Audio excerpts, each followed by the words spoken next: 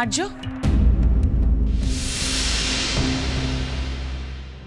হে কি রে, এই সময় তুই এখানে কি করছিস?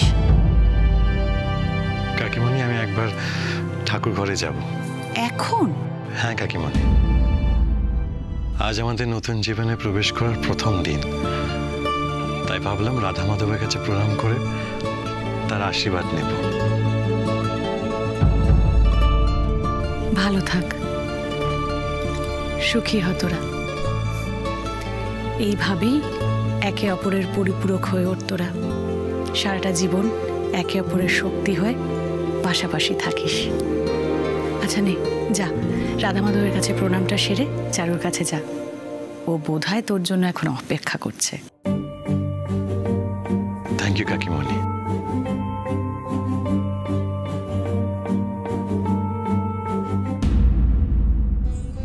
অংশুর কপালটাও যদি তোর মতো এরকম হতো রে আর্য।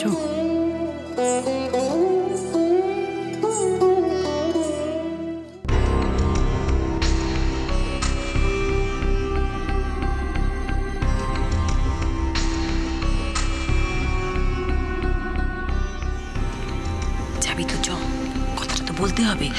আস্তে আস্তে চলো, চল।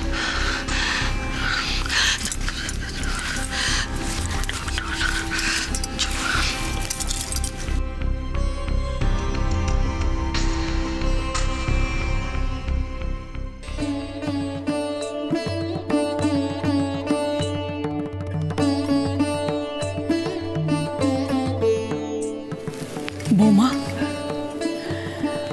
আজ আমি যে কি খুশি হয়েছি তোমাকে তো বলে বোঝাতে পারবো না। আমি সত্যি কথা বলতে কি সমস্ত আশা হারিয়ে ফেলেছিলাম।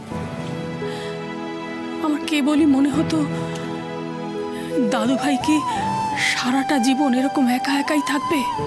ওর হাত ধরবার জন্য, ওর পাশে থাকার জন্য কেউ কি কোনোদিন আসবে না? ওর কি স্ত্রী ভাগ্য নেই? বড় কষ্ট হতো বৌমা। তুমি সেই অসাধ্য সাধন করেছো। সবই আপনাদের আশীর্বাদ মা। বৌমা, আজ আমি রাধা মাধবের সামনে দাঁড়িয়ে তোমাকে বলছি, তুমি আমাকে আর তোমার বাবাকে যে কি শান্তি দিয়েছো সে আমি বলে তোমাকে বোঝাতে পারবো না।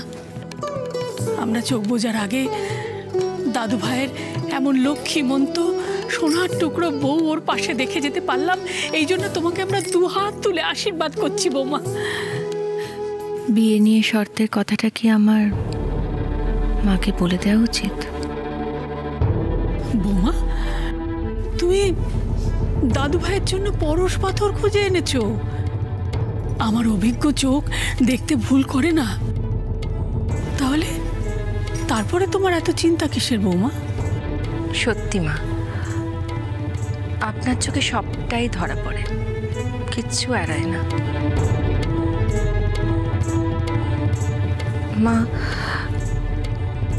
আপনাকে আমার কিছু বলার ছিল। বলো না বৌমা, বলো, কি বলবে? কথাটা অনেক আগেই বলা উচিত ছিল আমার, কিন্তু সবকিছু এত তাড়াহুড়ো করে হলো যে। তুমি নিঃসংকোচে বলো। মায়ের কাছে মেয়ে মনের কথা বলবে, তাতে এত শঙ্কার কি আছে? তুমি বলো বৌমা, প্রাণ খুলে তোমার মনের কথা আমাকে বলো।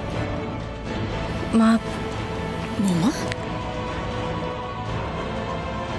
এই বিয়েটা কোনো সহজ সরল বিয়ে নয় মা।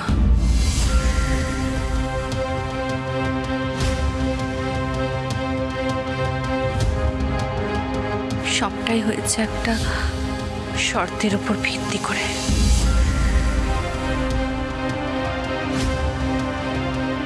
শর্ত? কি শর্ত বৌমা? মা, আর্যর চারুকে পছন্দ হয়েছে শুনে যখন আমি চারুর বাড়িতে গেলাম চারু আর আর্যর বিয়ের প্রস্তাবটা নিয়ে, তখন সবকিছু শুনে চারুর মা খুব খুশি হয়েছিল এই প্রস্তাবে।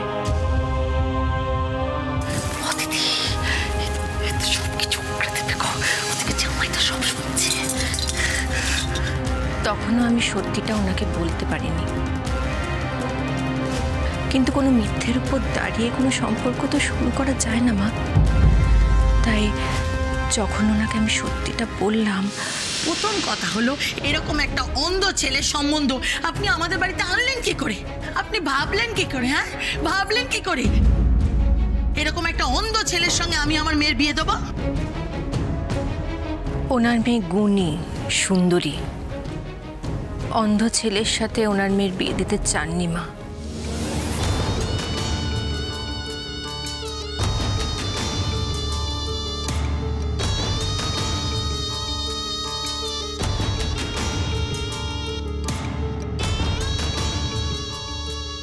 এই কথা শুনে আমি কোনো কথা না বলেই চলে আসছিলাম। কিন্তু যখন আমি বেরিয়ে আসছিলাম ঠিক তখনই বিয়েটা হতে পারে। হতে পারে? হ্যাঁ, তবে আমার একটা শর্ত আছে। শর্ত?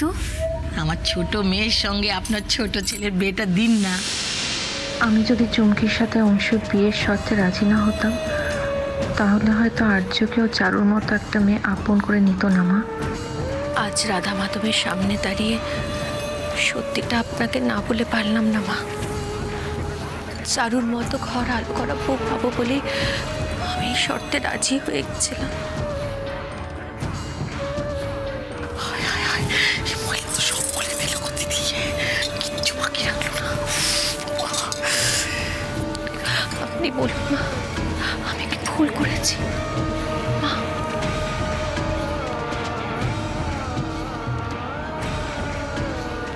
না বৌমা,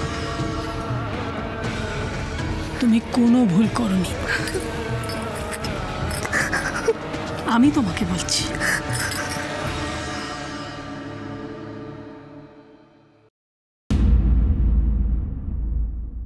তার মানে তুমি বিয়ে করলে পাশে থাকার জন্য নয় চারু,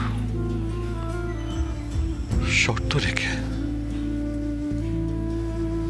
সবটাই স্বার্থ চারু, সবটাই স্বার্থ।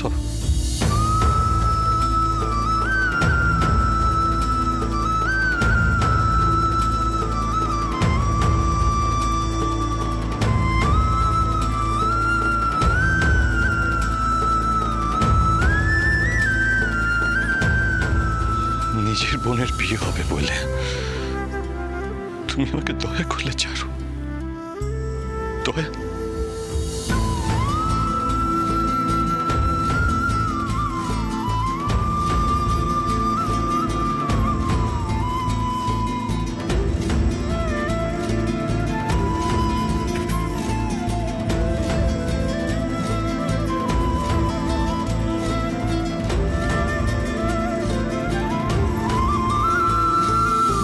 ঝুম্পা, কেমন হাওয়ায় কলটা ঘুরে গেল। আমাদের কিচ্ছুটি করতে হলো না। এই তো দেখছি, হ্যাঁ, কিছু করার আগে তো জামাই বাবাজি আউট। ও ঝুম্পা রে, তোর টিক্কা বিবি গোলাম না, সব শিখে তুলে রাখ। এ যা ওষুধ পড়েছে না, চারুর একেবারে না বিশ্বাস উঠে যাবে।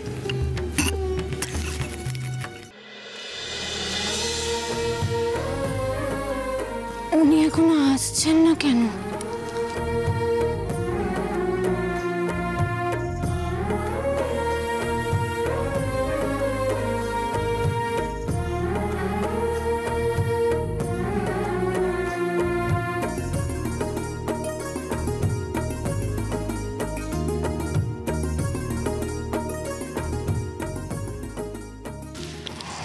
না না, আজ তো ঘরের বাইরে বেরোনো বারণ।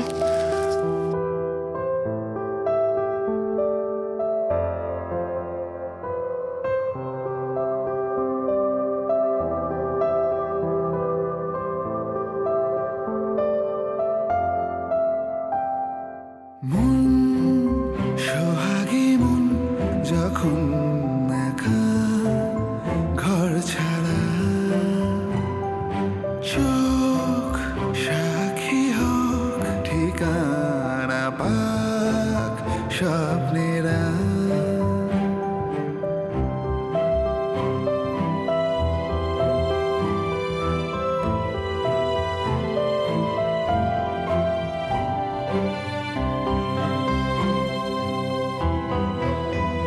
আমার যে এখনো সবকিছু স্বপ্নের মতো মনে হচ্ছে।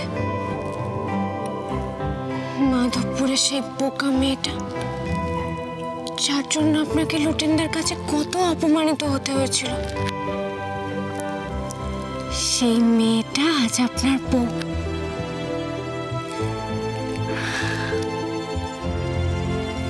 ঠাকুর আমাকে অনেক কিছু দিয়েছে জানেন তো, অনেক কিছু। তোমাকে অনেক ধন্যবাদ মাধব, অনেক ধন্যবাদ।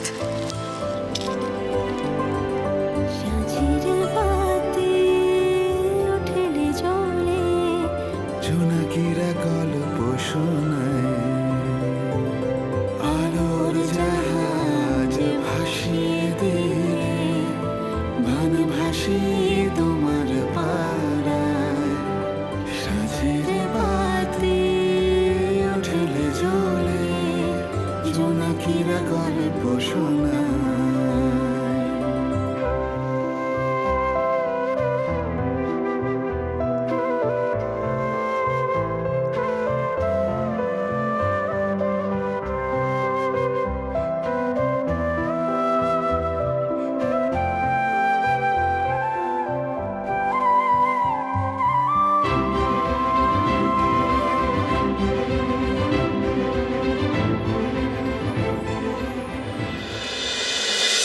ঝিরে বাতি